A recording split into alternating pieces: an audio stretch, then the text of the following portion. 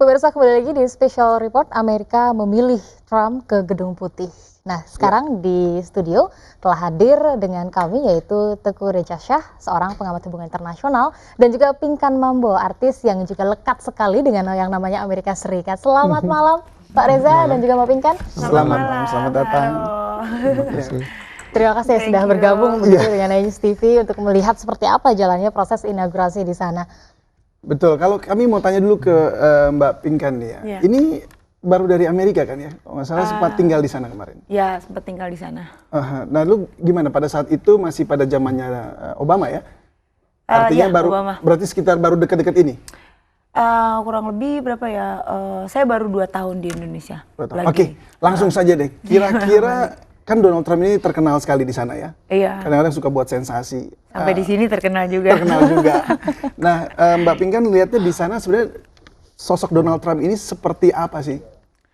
Aku sih sebenarnya nggak ngerti banget tentang politically ya bicaranya. Cuma karena saya di sana, jadi apa ya? Paling dari temen ke temen aja gitu, lebih kayak oh Donald Trump orangnya gini, orangnya tegas gitu. Terus lebih ya as we know kalau Donald Trump kan saya juga punya buku-bukunya banyak di Indonesia gitu. Dia motivator juga, dia memang apa namanya pembisnis ya yang udah punya nama gitu loh. Jadi ya kita kayak obrolan sehari-hari lah kayak Donald Trump tuh tegas-tegas dan dia lebih ke politically, kenapa nggak kita kasih peluang ini. Tapi ada pro kontra, Hillary Clinton kayak seperti ini gini ya. Nah, biasanya pro kontra pro kontra nih kalau misalkan dari warga begitu yang ada di Amerika Serikat, gosip-gosip seperti tadi gitu ya, sensasi-sensasi Donald Trump yang paling melekat di Mbak Pinkan itu seperti apa sih? Kalau saya sih gimana ya, siapapun presidennya saya menghargai aja, mendukung dan berdoa pastinya buat yang pasti orang Amerika lebih tahu lah yang terbaik buat orang Amerika siapa gitu. Donald Trump menurut saya ya kenapa nggak, menurut saya dia pembisnis yang dari nol, dia bukan siapa-siapa. Waktu itu aku baca bukunya kan gitu. Dia bukan siapa-siapa, lalu dia merintis, dia udah publish banget lah untuk merintis ekonomi pembisnis lah ya, orang bukan orang politik banget gitu loh. Yang awalnya begitu. Jadi dia kalau Amerika mungkin mau untuk pembenahan ekonomi gitu loh. Itu menurut saya sih why not gitu, kenapa enggak gitu. Dan kenapa kan tidak begitu diberikan peluang begitu untuk Donald Trump memperbaiki ekonomi yang ada di Amerika Serikat menurut Mbak Pinkan seperti ekonomi itu. juga kan in that side ya. Oke. Gitu. Baik. Nah, sebelum kita lanjut berdialog juga dengan Pak Tengku, kita akan lihat ada video seperti berikut ini mengenai Trump yang masuk ke gereja untuk beribadah dulu. Ini bersama dengan keluarga. Ini tentunya setelah meninggalkan Blair House ya. Blair House. Mari kita lihat ini dia. Ya, ini adalah momen mereka masuk ke dalam gereja. Dan ini memang Pak Tengku kalau nggak salah memang setiap kali akan inaugurasi seperti sudah tradisi ya. Betul. Untuk masuk ke dalam gereja. Biasanya apa yang dilakukan di sana, Pak? Selain ibadah begitu? Pertama beliau akan ketemu pemuka agama atau pemuka dari gereja tersebut, dan biasanya ada waktu beberapa menit untuk berdialog, dan biasanya ya disitulah kesempatan pemuka agama untuk menyampaikan petuah-petuahnya sesuai dengan agama yang dianut oleh Donald Trump tersebut. Biasanya karena waktunya juga kan singkat dan Trump tegang, pemuka agamanya udah biasa lakukan itu, ya pemuka agama mungkin cukup mengucapkan kata-kata kunci saja seperti apa yang Trump ingat dari misalnya peribadatan dia waktu usia kecil, doa-doa yang biasanya ibu dan neneknya biasa lantunkan, itu biasa dikemukakan lagi oleh pemuka agama tersebut.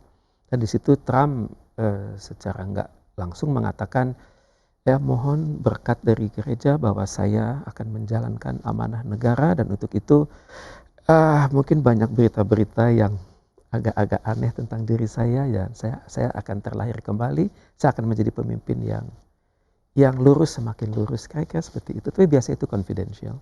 Baik, tapi jika kita lihat sebenarnya untuk sosok Donald Trump sendiri, apakah memang sebagai sosok yang religius sebelumnya Anda melihat seperti itu? Ini adalah image yang ingin ditampilkan kepada masyarakat Amerika. Apapun tanggapan masyarakat terhadap seorang tokoh, prinsipnya dia adalah orang yang beriman, dan untuk itu dia bertanggung jawab juga secara moral kepada Tuhan Yang Maha Kuasa.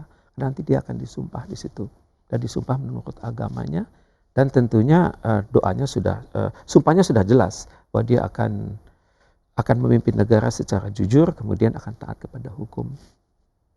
Biasanya kalau setelah beribadah ke gereja ini, lalu kira-kira apa yang akan ritual yang dilakukan oleh presiden terpilih ini? Ya, sampai ke inaugurasinya nanti ya? Dia pasti deg-degan itu. Walaupun dia sudah presiden terpilih, tetap deg-degan karena ini momen yang orang Amerika nggak sangka. Dia over pede, Trump over pede, tapi dalam hatinya juga dia kan nggak yakin sebenarnya. Sampai pada hari pencoblosan juga dia nggak yakin, tapi dia mencoba mengirimkan image kepada dunia bahwa dia tuh yakin. Ya tentunya dia akan latihan, mengulang-ulang kembali. Dia pasti sudah baca nanti teksnya seperti apa, dan sebisa mungkin ya dia setengah hafal dari teks tersebut. Melihat sebuah kata kunci, maka dia akan langsung bisa baca sampai akhir kalimat. Baik, jika kita lihat begitu ya, Donald Trump ini ke gereja tidak hanya sendiri, tapi juga disertai dengan keluarganya. Apakah memang tradisi-tradisi seperti ini yang biasa dilakukan oleh presiden-presiden sebelumnya? Betul. Kita lihat pada saat Obama disumpah, dia juga didampingin oleh istri dan anak-anaknya. Presiden sebelumnya juga begitu. Jadi ceritanya mereka ingin menunjukkan kepada dunia bahwa saya adalah family man. Apapun kata orang, saya adalah family man, inilah istri saya, ini adalah keluarga terdekat saya. Tapi sebenarnya juga itu merupakan warning kepada dunia bahwa saya bersedia loh, saya disorot dari segi good governance saya. Bahwa personifikasi saya terdapat juga pada anak saya, pada istri saya, pada keluarga terdekat saya. Jadi ya kira-kira begitu. Kalau dari Pak Tengku sendiri melihat sosok Donald Trump ini sebenarnya seperti apa secara pribadi? Memang kalau saya melihat dari media, mungkin media itu terlalu garang pada Trump, terlalu kejam pada Trump. Dikupas sisi-sisi dia yang sangat dekat dengan wanita ya.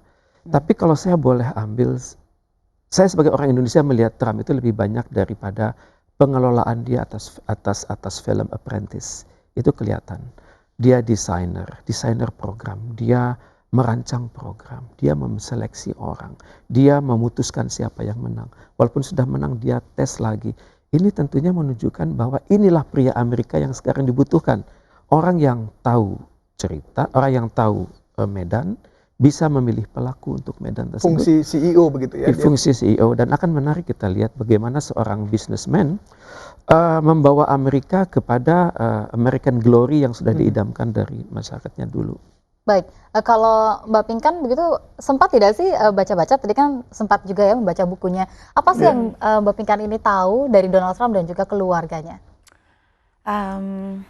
Ya benar, dia CEO dari perusahaannya kan banyak.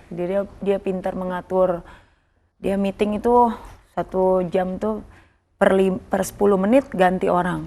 Jadi dia one day dia put kayak only Jumat, dia meeting dari jam sekian sampai jam sekian, dan itu setiap 10 menit ganti orang, dan orangnya itu adalah company yang dia punya gitu loh. Oh, divisi golf, divisi hotel, bla bla bla kayak gitu. Jadi dia orang yang disiplin banget, orang yang tahu menempatkan, benar kata Bapak, menempatkan orang-orang. Terus